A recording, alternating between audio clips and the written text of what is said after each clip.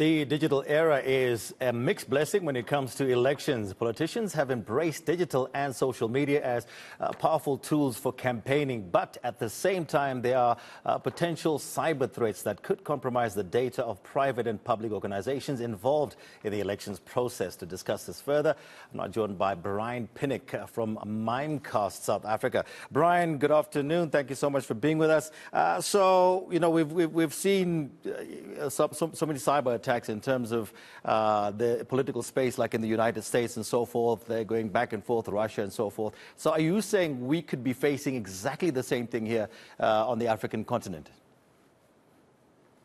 Yes, we're saying exactly that. So what we're seeing across the globe, but including in Africa, is just this massive increase. And it's not just us. There's multiple research reports that back this up as well. And 2024 is kind of being billed as the ultimate election year. We've got around 60 countries, or about half the world's population, casting their votes or have already cast their votes in places like India, Russia, Taiwan, and then the USA and South Africa coming up as well, including about 20 other African countries, including some of our close neighbors. And as you mentioned, digital is a critical part of election campaigning and all of those sorts of things.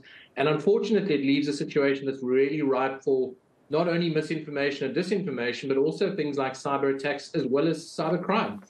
Okay, so now, Mimecast, your State of Email and Collaboration Security 2024 study found that human risk is today's biggest cybersecurity gap. Explain that. So what we're seeing is, unfortunately, kind of the weakest link in most organizations. It doesn't matter how much investment you put into all kinds of